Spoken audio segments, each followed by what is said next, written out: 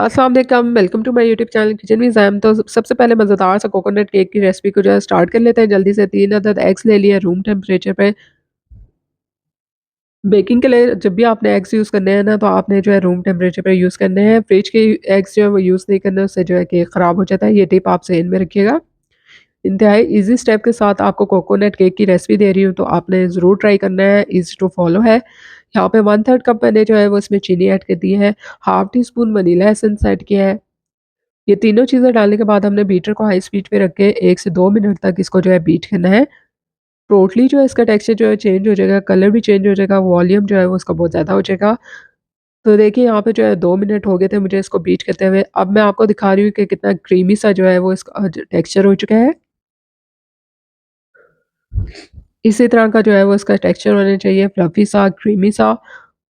और यहाँ पे जो है मैंने बीटर को स्टॉप कर दिया था। ऊपर से आपने इसको ड्रॉप करना है ना, तो ये एकदम से मिक्स नहीं होना चाहिए मिक्सचर के साथ। 2 से 3 टेबलस्पून ऑयल डाला था और उसके बाद कुछ सेकंड्स के लिए इसको अगेन जो है बीटर चला के मैंने बीट कर लिया था। तो अब यहाँ पे जो है मैंने ग्रीन फूड कलर यूज़ किया है और टोटली ऑप्शनल है, अगर आप नहीं यूज़ करना चाहते हैं मत कीजिए। अच्छा सा कलर आ जाता है, लुक अच्छा लगता है जैसे।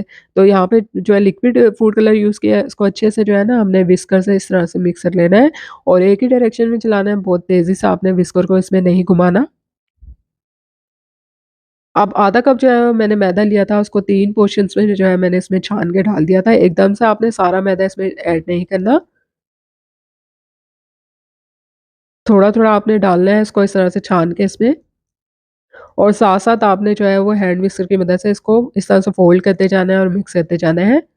अब इलेक्ट्रिक बीटर का काम जो है वो ख़त्म हो चुका है। तो ये देखिए धीरे-धीरे से इस तरह से आपने इसको फ़ोल्ड करना है इस मिक्सचर के अंदर। तो देखिए सारा जो आधा कप मैदा था ना वो मैंने इसमें ऐड कर दिया था। क्रीमी सा जो है इसका इस तरह से बैटर जो है रेडी हुआ है। केक टिन लिया था, उसमें बटर पेपर लगा के उसको ग्रीस कर लिया था। अब मैं जो है इसे ओवन में बेक कर रही हूँ, तो प्री हीटेड ओवन में 180 डिग्री सेंटीग्रेड पर 20 से 25 मिनट के लिए मैंने इसे बेक किया था। और यहाँ पे मैं आपको केक का बैटर भी दिखा रही हूँ, इसकी कंसिस्टेंसी इस तरह की होनी चाहिए। पतीले में बेक करें, स्टैंड रखिए, 10 मिनट के लिए मीडियम हीट हीट पर उसको प्री हीट कीजिए और फिर 25 से 30 मिनट के लिए स्लो फ्लेम पर आप कवर करके इसको बेक कर लीजिए। देखिए कितना ज़्यादा सॉफ्ट सा जो है वो केक जो है वो हमारा बेक हो चुका है। अब सबसे पहले मैंने क्या किया था कि 1 कप लिया था मैंने दूध, और इसमें जो है मैंने क्या किया था 1 से 2 टेबलस्पून जो है ना मैंने चीनी ऐड कर दी थी, गरम दूध था। इसको मिक्स कर लेना अच्छे से। 1 से डेढ़ क कप के करीब जो है व्हिप्ड क्रीम ली थी और इसको बीटर को हाई स्पीड पे रख के इसको बीट कर लिया था। इतनी देर तक बीट करना है कि स्टिफ पीक्स बन जाए। तो देखिए यहाँ पे क्रीम भी अच्छे से बीट हो चुकी है। केक को 2 इक्वली पीसेस में मैंने जो है वो इस तरह से कट कर लिया था। अब जो दूध में हमने चीनी डाल के मिक्स करके रखा था, वो जो है हमने इसके ऊपर जो है डाल देना है। इस तरह से केक बहुत ज़्यादा सॉफ्ट और मॉइस्ट होता है। कोई इसमें मैंने बेकिंग सोडा नहीं डाला, बेकिंग पाउडर नहीं डाला, उसके बावजूद भी ये बहुत ज़्यादा सॉफ्ट और मॉइस्ट होता है। अब इसके ऊपर जो है हमने व्हिप्ड क्रीम जो है इस तरह से अप्लाई कर देनी है।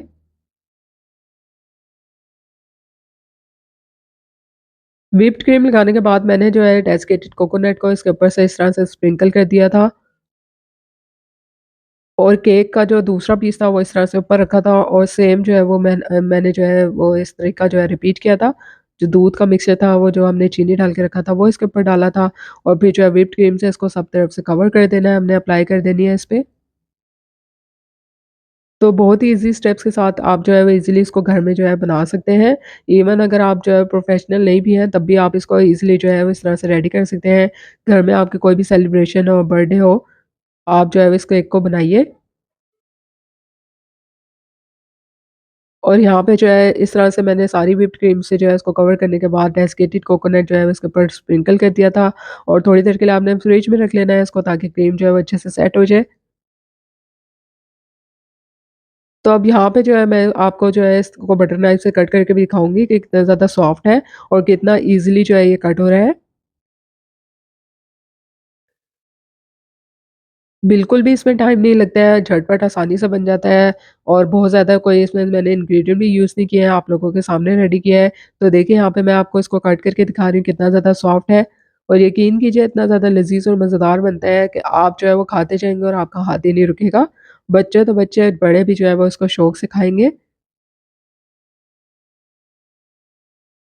तो उम्मीद करती हूँ कि आपको आज की कोकोनट केक की रेसिपी जो है वो पसंद आएगी। इंतहाई आसान तरीन रेसिपी थी, तो इसको लाइक और शेयर करना बनता है और वीडियो को जो है वो आप ज़रूर जो है वो लाइक किया कीजिए, शेयर भी किया कीजिए और चैनल को सब्सक्राइब करना मत भूलिएगा। आप लोगों के साथ इसी तरह से आसान तरीन और मज़ेदार सी रेसिपी शेयर करती रहूँगी। आप लोग जो है वो रेसिपीज़ को ज़रूर ट्राई कीजिए और मुझे जो है फीडबैक से आगाह कीजिएगा। तो कोकोनट केक की इस रेसिपी को ज़रूर ट्राई कीजिएगा। जल्दी मिलूँगी आप लोगों से नई मज़ेदार और आसान तरीन रेसिपी के साथ। तब तक के लिए इजाज़त दीजिए। अल्लाह हाफ़िज़।